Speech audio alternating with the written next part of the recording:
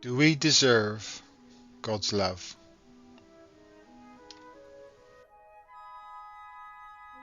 Many claim that we do not deserve the love of God, that we only deserve judgment, punishment, and wrath. We are told that we are unclean in God's eyes, that God cannot even look upon us, we are so depraved, that we are filth to God. Is this really how God sees us? I do not believe it is. For God so loved the world that he gave his only begotten Son. Obviously, God believes we are deserving of God's love.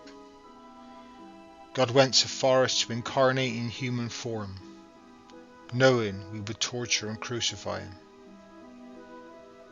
God did this to let us know just how much he loves us. Let's frame the question in simple terms. Let's not overcomplicate it with intellectualized theology and thousands of years worth of human speculation. Let us look at the question from the perspective of love. Does a child deserve the love of its parents?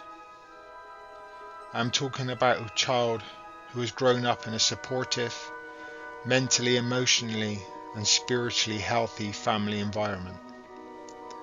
Not all children grow up in this environment, I know, but I hope you would agree that this is what should be aimed for by all.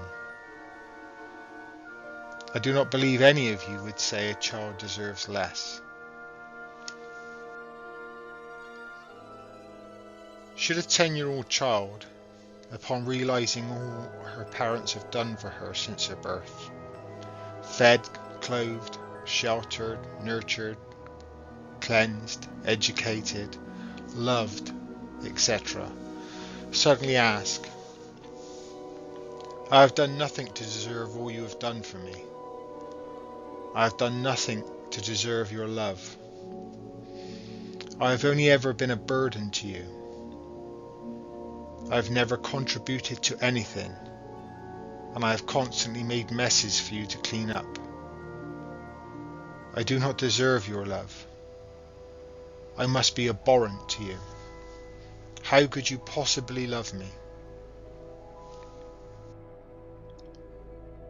Should the parents ignore their child's concerns and question?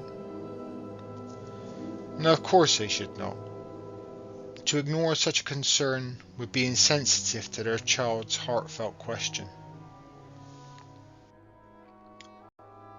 An honest reply might go something like this. It is true, you have done nothing to deserve what we have done for you. But what we do for you is not based on what you do. Our love for you is based on and in us. Nothing you do or do not do can ever change our love for you. We ask nothing of you in return for our love.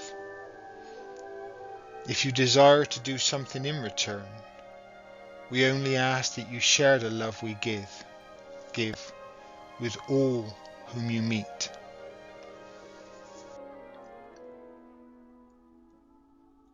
If the child were to focus solely on the part of the answer which agrees with her having done nothing to deserve her parents' love, she may well conclude that she is not worthy, that she is filth, that she is a burden, that she does not deserve her parents' love.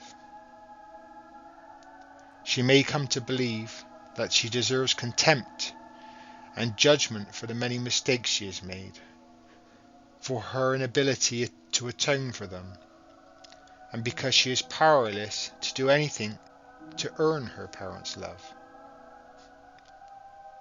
She would be mistaken.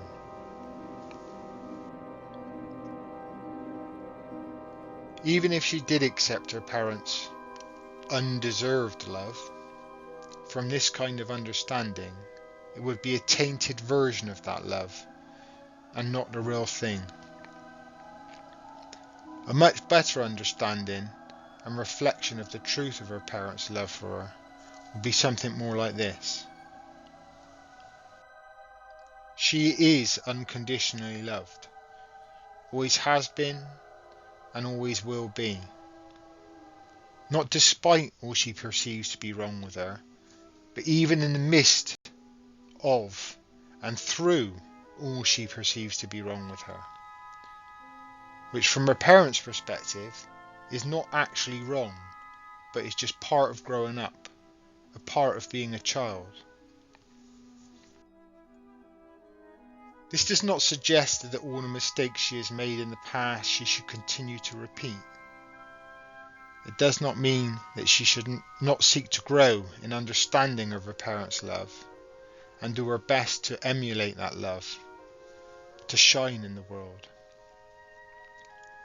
Her parents' unconditional love does not give her license to behave badly, but actually empowers her to act lovingly, even in the face of evil. If you stop and actually think about it for a moment, from the perspective of the parents, the question is absurd. The question can only come from a complete lack of understanding of the parents' love for their child. And yet to ignore the child's question, or to say to the child that the question is absurd, would be to dismiss the child's thoughts and emotions. The love the parents have for their child just is. There is no question of it being deserved, and certainly no way it can be earned. Their love just is. Nothing can change that. Even if their child cannot understand, perceive, accept, or believe in their parents' love, it just is. This is how our God loves us. Nothing we do or don't do changes God's love for us, and nothing ever will. The question, do we deserve God's love, is an absurd question asked by a child who lacks understanding.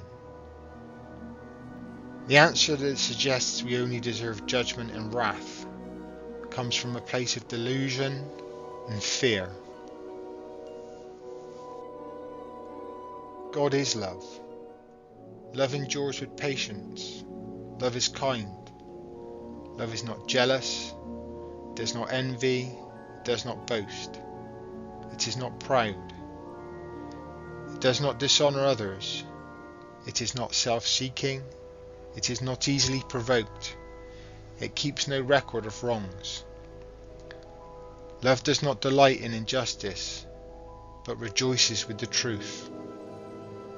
Love bears all things, believes all things, hopes all things, endures all things. It always protects, always trusts, always hopes, always perseveres. Love never fails. Fear is the beginning of knowledge. Perfect love casts out all fear.